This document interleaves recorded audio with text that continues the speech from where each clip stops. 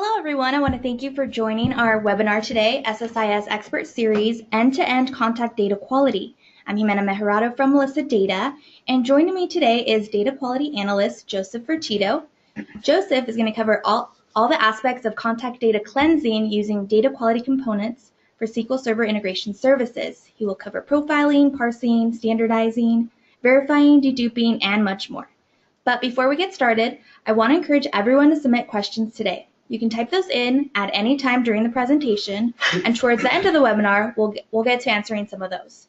We do get a lot of questions submitted, so if we aren't able to answer your question today, Joseph will answer it via email. This webinar will be recorded, so if you miss anything or want to rewatch this webinar at a later time, you will be able to do that. All right, let's get started. Here is Joseph. Thank you, Jimena. Again, my name is Joseph, Data Quality Analyst at Melissa Data. So thank you guys for attending this webinar. What we're going to cover today is data quality from beginning all the way to end. As soon as data comes in, all the way to when contact data is put out on your final data set. We would like to show you, or I would like to show you what some of the problems are that you can encounter and what kind of solutions you can employ in order to fix a lot of these problems. So before anything else, I want to actually differentiate the difference between a more generalized approach when it comes to data cleansing versus contact data cleansing, because these two are very different domains and they involve very different types of rules when it comes to cleansing. When you're trying to clean generic forms of data, there are rules that you can employ in order to be able to clean data. For example, putting in some regular expressions to remove special characters or unnecessary characters, remove all the spaces and whatnot. But these generic types of rules, although they also apply to contact data, there are much more complicated rules involved when we speak of things like addresses, for example, because with addresses, there are a lot more things you have to check for. There are specific rules that are revolving around addresses. For example, an address is supposed to have a street name and a range at the very minimum, although it could also sometimes have directionals and suffixes and so on. Email addresses have the same rules and industry standards that need to be followed. There are syntaxes when it comes to emails, proper syntax, proper casing, proper characters that you need to be able to use, and there is also a standard, RFC standards for email addresses. So these are, again, domain-specific rules that apply specifically to contact type data. And that doesn't apply to more generic data types. Also, when we talk about contact data cleansing, a lot of the cleaning regimens that you need to employ require data, some form of reference data. It has to be data driven and not purely based on algorithms alone, because the techniques for cleansing and validation are more elaborate, it's more extensive, and it almost requires you to have reference data. For example, phone number verification. There is really no other way for you to be able to verify phone numbers and clean it efficiently without the use of some form of reference data, maybe, a list of all the possible area codes in the United States or whatever country you're in, and so on. So you need to be able to leverage the use of reference data to be able to perform the best type of data cleansing. I want to show you a little image here of how we define data quality. And this is called the data quality cycle, and it begins first and foremost with profiling, and it goes around all the way to hygiene, to the actual cleansing of data, data verification, enrichment, updating, matching, merging, and monitoring, and all the way back to profiling. So let's go through each one of these, and I want to kind of describe what is done in each phase. As soon as data comes in, the first thing we want to be able to do is to profile data. We want to gather as much information as we can, statistics and other types of column and column information. But the point is being able to gather data about your data, and this is called metadata, to be able to identify some of the problems that we have, like how many spaces do we have in our data, our extra spaces, how many nulls, blanks in the database, incorrect patterns, unstandardized data, and so on. And this really allows us to take a step back and gain an overall understanding of our data through the statistical analysis and metadata that we're getting. Again, allows us to step back and see our entire data as a whole, get a better idea of what the problems are, how good and how bad our data actually is through profiling. After you've profiled your data, then you want to get into the actual cleansing part. Data standardization, normalization, cleaning the actual data, putting it in its proper casing, proper formatting, removal of unnecessary characters, and so on.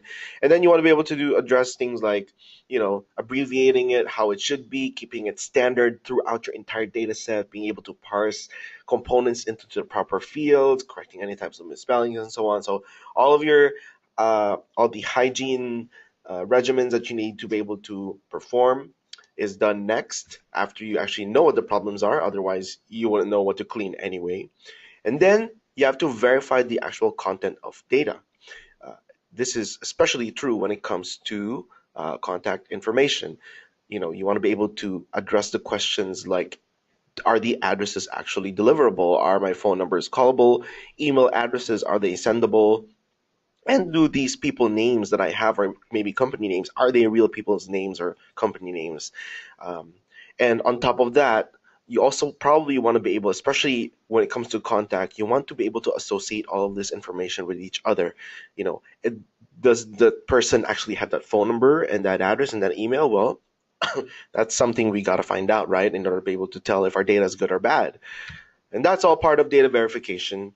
And then afterwards, you want to be able to enrich and update your data. After you've cleansed it, after you've verified all that good information, all that good stuff, you want to be able to give it a little bit more.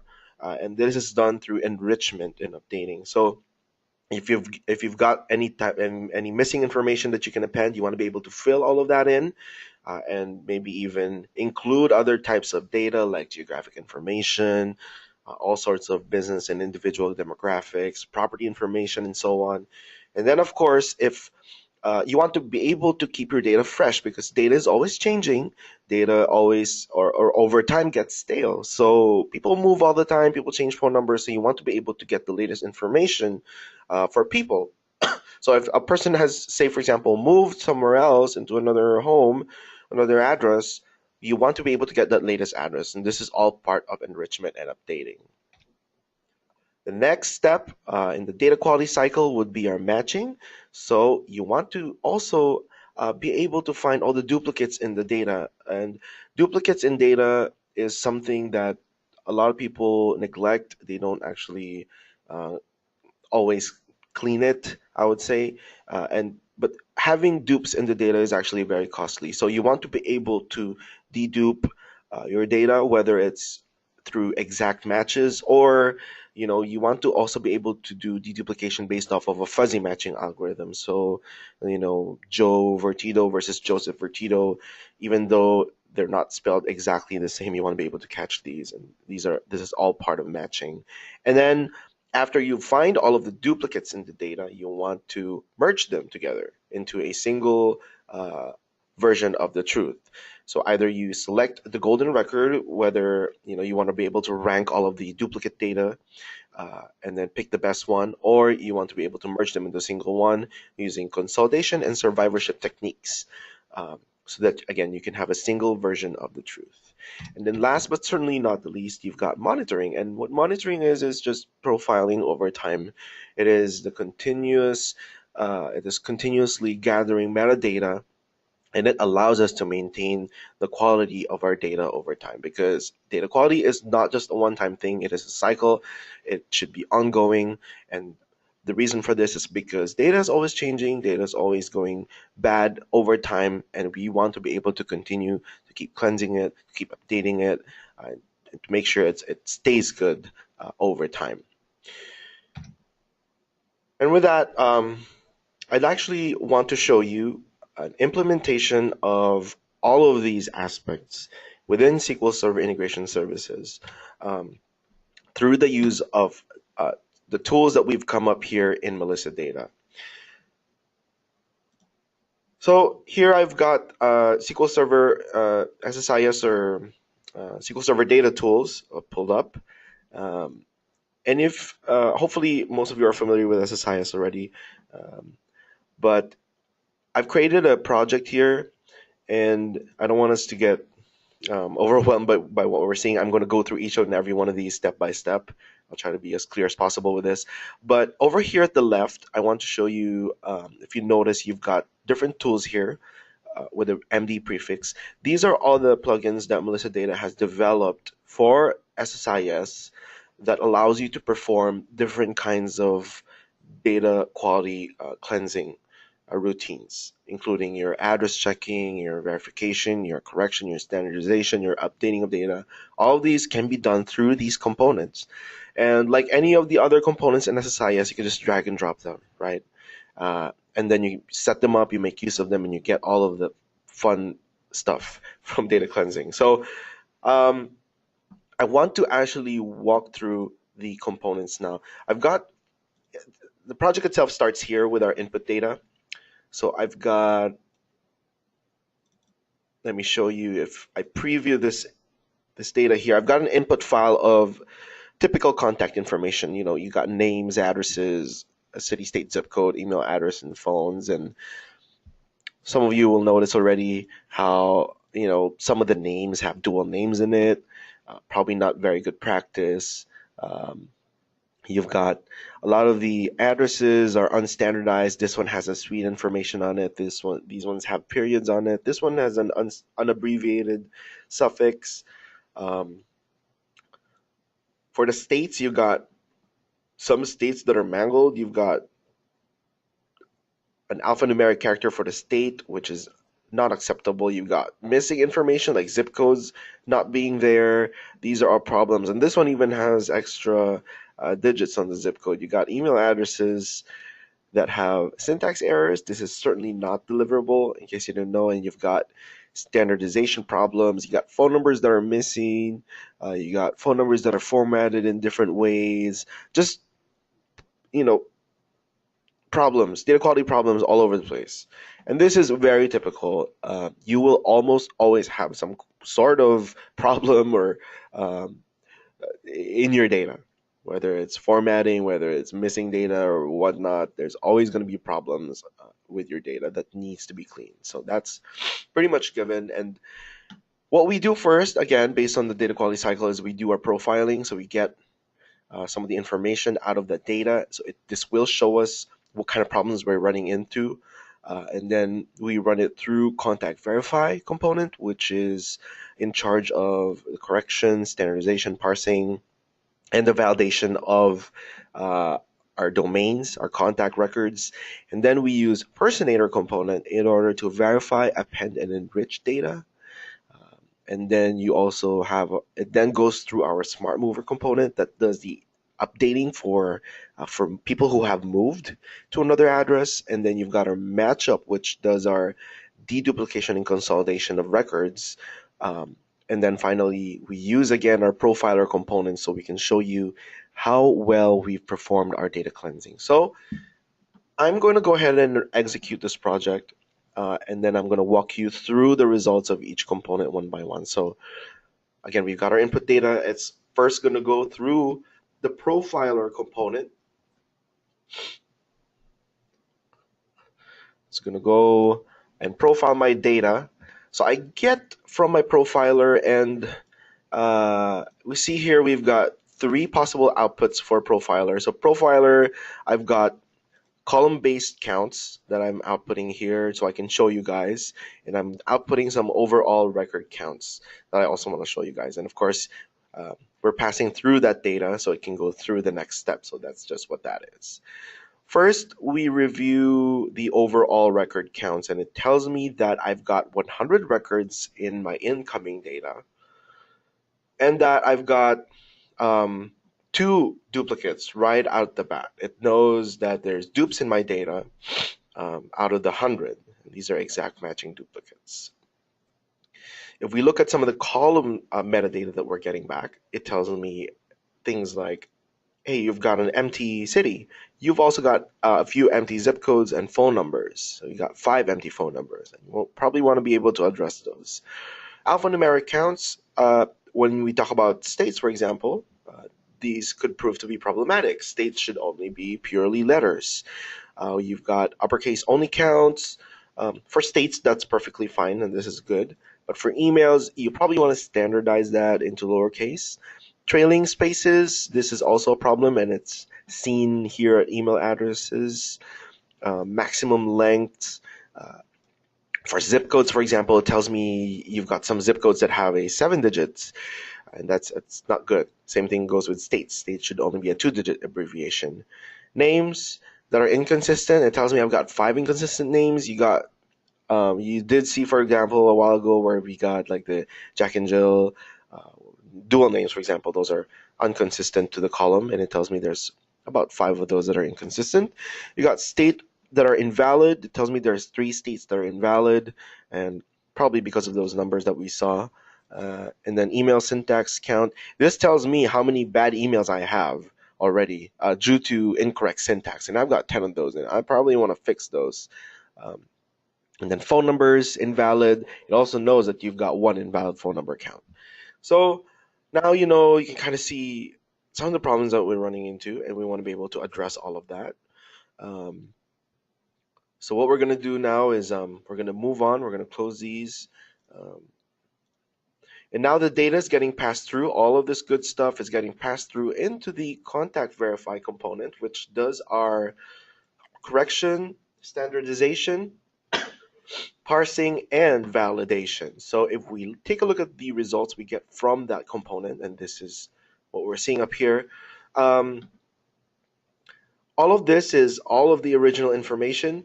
So you got original full names, addresses, zip codes, emails, and phones. And then we get these columns back that have the MD prefix on them. And this is what the contact verify component is giving us back. So it's giving us the parsed out first and last names of these people.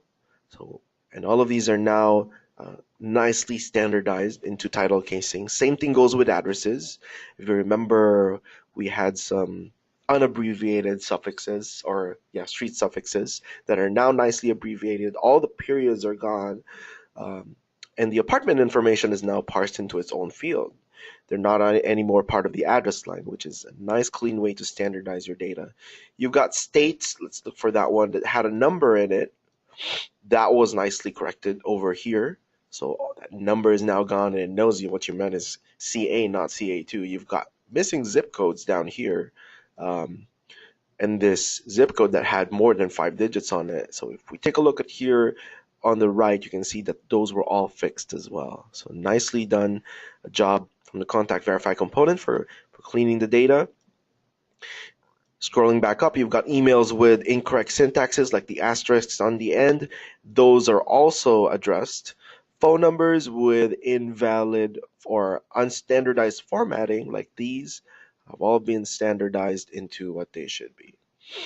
And of course, we've still got some blank information here like phone numbers, and that's still part of the appending. We haven't gotten through that, so that will be shown in the next step. But last but certainly not the least, we've got these results.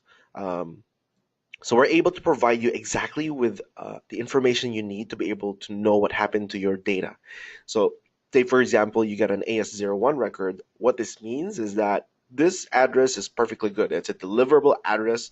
We've checked our reference data, and we've did a matching on your address, and we found that this address is actually mailable.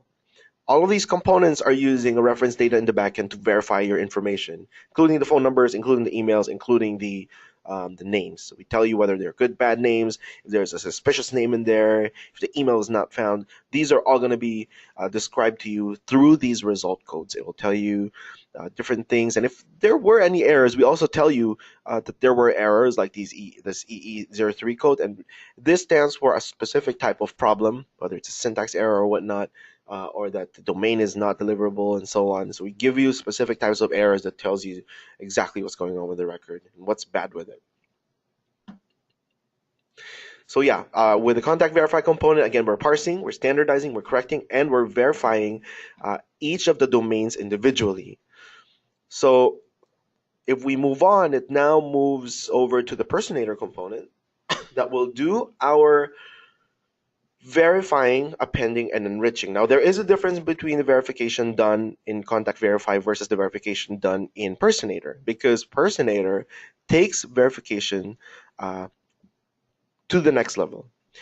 And before I show you that, actually, if you notice here, I've got two output streams, one being the not verified stream. So I'm putting all of that data into a different stream, that information that did not verify, and I'm considering that as bad data and just throwing them out to garbage. And then all my verified information are going to a separate stream, which will then go through the next component. So uh, let's take a look and understand why these records did not verify. What Personator is able to bring to the table is that it can actually tell you whether that person, that name, that address, whether the entire contact record is associated with each other. So you know that when it verifies that that person actually has that address, has that name, has that email. So it can verify all of his information together. Not just being able to tell you whether the address was deliverable, not just telling you whether the phone number is callable, but whether or not that person actually has that all of that information. And that's such a wonderful thing, I think. So I've split those up. Everything that did not verify, I put that in a separate field. I could choose to do what I want with that later on, but I'm just flagging those for now. Uh, but my remaining records, I want to show you what those look like now. I've got 86 good records that did validate. Um, so again, you've got it verified my information for me, but at the same time, it can also do appends, right? Uh, if we look here in our original phone number, for example, that was missing, if we scroll over to the right and take a look at the phone number now, you'll see that I now have a phone number. It got appended through the personator component. So if you've got missing information or even bad phone numbers, for example, if you got a bad phone number originally, we will append over that phone number with the correct one, whether it's missing, whether it's bad, or whatnot. And the same thing goes for emails and even addresses. You can append addresses based off of a phone number if you didn't have that person's address. Those can all be done through Personator. So pending missing information, really good feature of Personator. And then you've got the enrichment part. Things like being able to get latitude and longitude. This is, by the way, rooftop level geocoding. You've got date of birth, marital status, and a lot more. This is just a sample of some of the things that we can return for you when it comes to enrichment. And of course, yes, I've flagged it. These are all verified records. So again, this is just a sample of some of the things that you can get. But the idea here is I want to be able to show you guys what you can do with these components. So now we've profiled our data. We know what the problems are. And then we've performed some form of hygiene through parsing, correction, standardization, validation. But then we took that a step further by being able to verify the entire contact data as a whole, and then appending a lot of the missing information, which is like the phone numbers. And that's some really hard stuff to append, mind you. And then on top of that, we've enriched the data with a lot more information. And again, there is a lot more things you can get from our enrichment data. You'll just have to take a look at those and let us know which ones you actually need, because most of the time we will have those. And then after it's gone through the personator component, we now go through the smart mover component. So I'm going to close this out and I'm going to continue on. So now it's processed through the smart mover component. All my verified records from personator now go through smart mover, which does my address updating. So this is the part where we want to keep things up to date. So if I scroll over to the right here, I can show you we've added a new column called move date, and some of these have a populated data on it. So this one has a move date. These guys also have move dates. But if we take a look at why they have a move date, the reason for that is if we take a look at the original address, this person has originally lived in 5201 Sand Hill Road. But now his new address is actually 13011 Caminito Marvilla.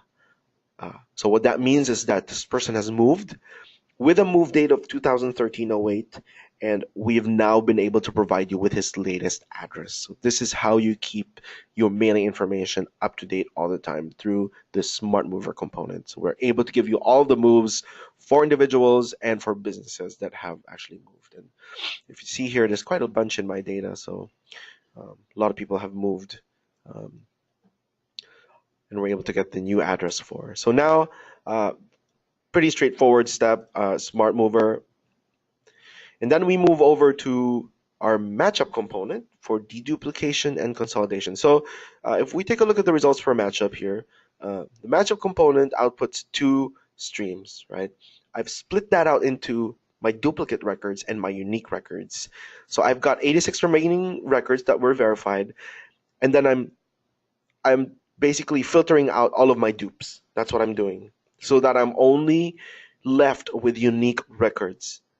So through the matchup component, it finds all of my fuzzy matches, my fuzzy duplicates, and I can filter all of those duplicates out and only be left with my golden records, which keeps my data unique.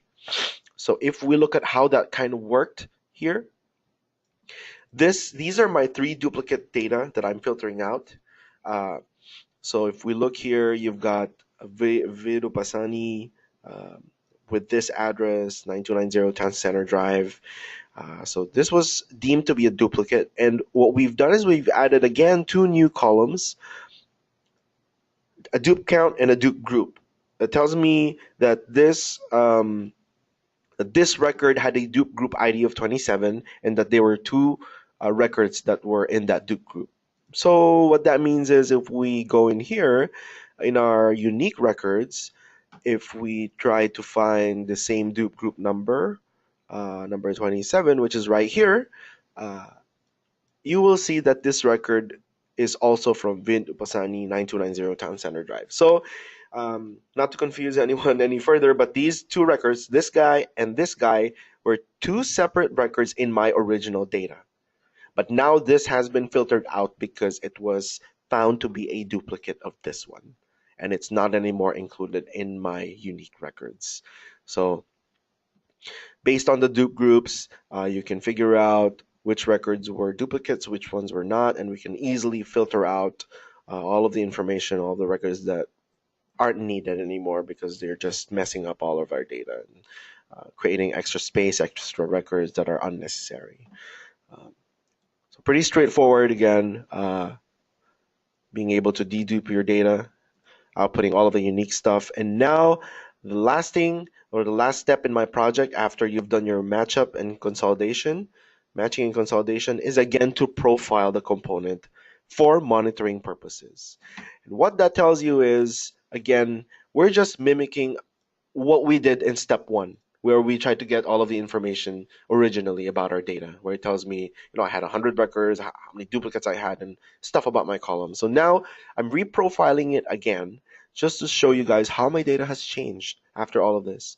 Because now it's telling me that I only have 83 records because I've filtered out 14 records that weren't verified, and I've taken out 3 records that were deemed to be duplicates. So now I only have 83 records left. All the duplicates are now gone. It's telling me that there are 0 duplicates. How many empty data do I have? Originally I had so much. Now I've got 0 empty records in my data sets. How many alphanumeric counts do I have? Originally in my state I had alphanumerics, which was not good. Now it's down to 0. Email addresses are fine. You can have numbers and emails. Uppercase only count. All 83 records from states are all in uppercase. The uppercase for emails are now gone, which is what I wanted.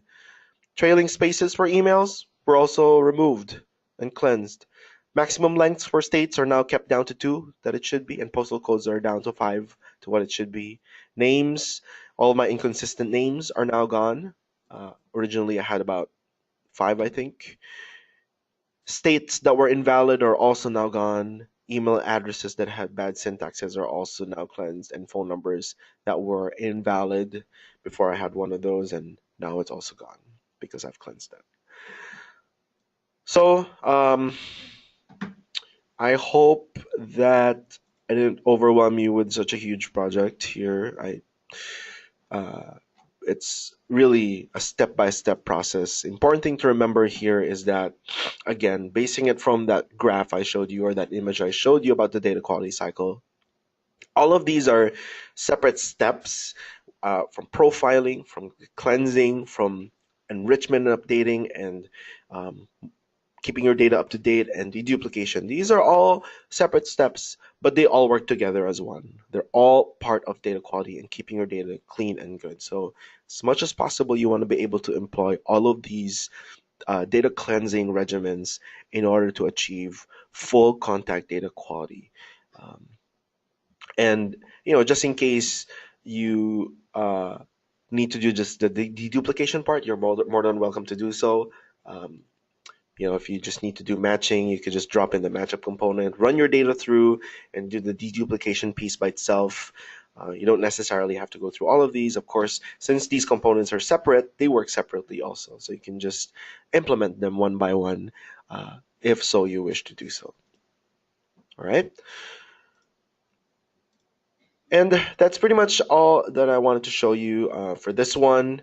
And if you want to demo these components in SSIS, well, we can send you out the project here. You just have to click this arrow over here, and it'll show you or it'll let you download it'll direct you to a download link for the components.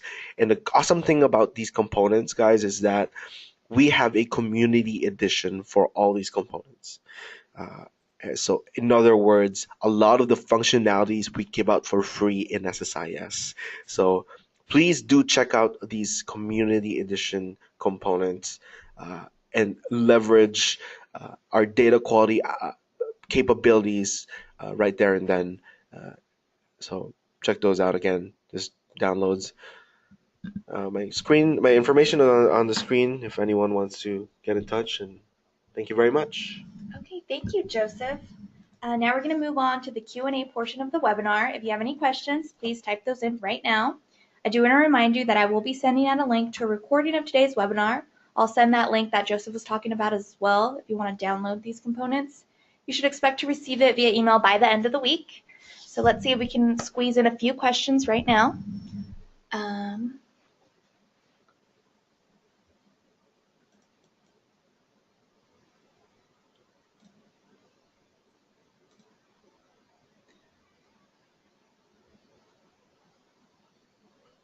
We're getting a lot of questions in, so let's just filter through, maybe find a question that a lot of people will have the same one. Okay, where do you get your reference data?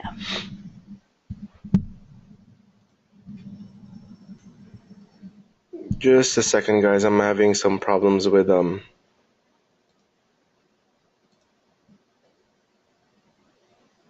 Okay, sorry about that. Okay, so where do we get our reference data? We multi-source our data. We've got a lot of uh, we get a lot of premium data from our partners. We don't actually disclose the actual sources of this data. Um, some of them we can, some of them we can't. But for example, for addresses, the way we're able to verify that the addresses are deliverable is because we leverage USPS data. So we have um, data from the post office. We've got all the addresses in the United States, and that is how we're able to verify your addresses. But if you want to know about all of our data sources, some of them we might be able to give out, some of them we probably won't because these are proprietary sources. So, but yeah, USPS, for example, is one of them for addresses. Okay, thank you, Joseph.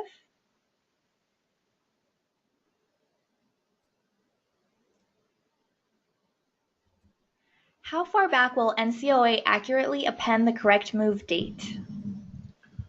So our smart mover component is, you're right. If you notice the moves, the smart mover component makes use also of USPS data for national change of address, and it goes all the way back to 48 months. So you can, if anyone has moved within the last 48 months, we can give you the latest address for that person. Okay, thank you, Joseph. Where is the data derived for the personator and smart mover components for verification, and how often is that updated? So again, the smart mover component for the change of address is derived from NCOA data. Personator, however, is derived from a multitude of massive data sets. And I probably didn't emphasize this enough a while ago, but if you notice, if you remember, Personator is able to verify the name to an address to a phone to an email, and it can also append data, append missing phone numbers, append missing emails. And the way it's able to do this is through a massive collection of data sources that we get from our different vendors and a lot of different sources. Um, how often is that updated? It's not consistent because some are updated weekly, some are updated daily, some are updated bi-monthly, quarterly, yearly, ad hoc. Because there's a lot of sources, they don't all get updated at the same time. But uh, right now, the Personator service is updated at a monthly basis. So therefore, you will get refresh data every month. Thank you, Joseph. What if we want to keep the old and the new addresses for all our clients in our dataset? Will this affect us using this tool? Uh, Now, in case you're not familiar with SSIS, SSIS is an ETL tool. So doing what you want with the original data or the data that we give back is really up to you. You can move the data around, your original data, the data that we give you, the columns that we append. You can move those around freely however you want. And this is all done through SSIS because SSIS is an ETL tool, so it can do all of those data transformation uh, requirements that you want to be able to implement in the data. And this is easily done through SSIS, through the stock SSIS components.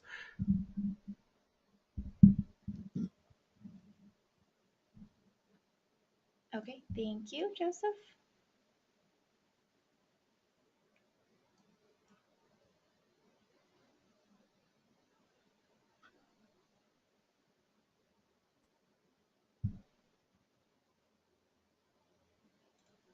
While using this custom SSIS tools, do I have to be connected to the internet?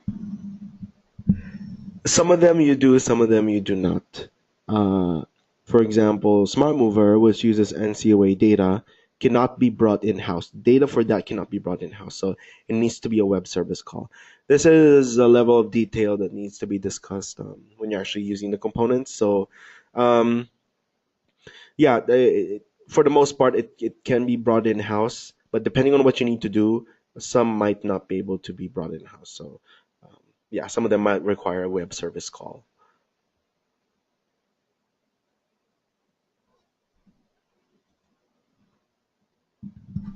If two records appear to be fuzzy, match on name and social security number, but the birthday is null, what happens? Does matchup treat nulls as equal values or not equal values?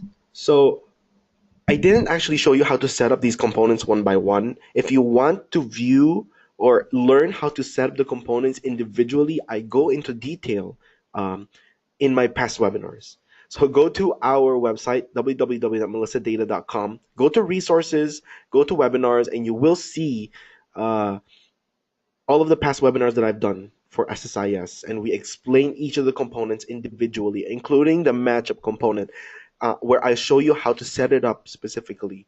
Because with matchup, I didn't show you this, but matchup is a very flexible tool. You can basically specify whatever rules you want uh, to be able to do the matching rules that you want to implement in your data. So if you want to do fuzzy match on the name and then just do an exact match on the social security, and then if the birth date is null or not empty for some and empty for or not empty for one and empty for another, and you still want to match that, this can all be done in the rules that you set up for matchup. So when you're doing matching using the matchup tool, the very first thing you do before anything else is to specify your matching rules. If you want to match just on names, that's fine. You can do that. If you want to match just on addresses, it's fine. You can do that. But you specify the rules in the matchup component, and it's very flexible. You can put in a lot of different combinations of rules if you wanted to do so. So yeah, this can be done through the component. Is Community Edition limited to number of records it can process?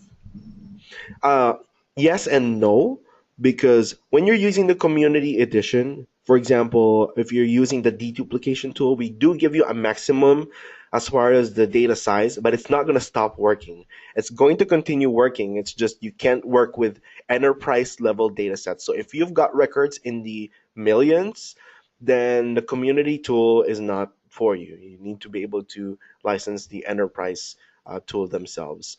But if you're working with excuse me, small data sets, you can keep using it, and it'll do the deduplication for you. 50K records, no problem. You can pass it through SSIS, and it'll keep working. It's not going to stop working. Um, so yeah. Okay, so it looks like that's all the time we have now. We did get a lot of questions, so I will send these questions to Joseph and he will send you guys an email.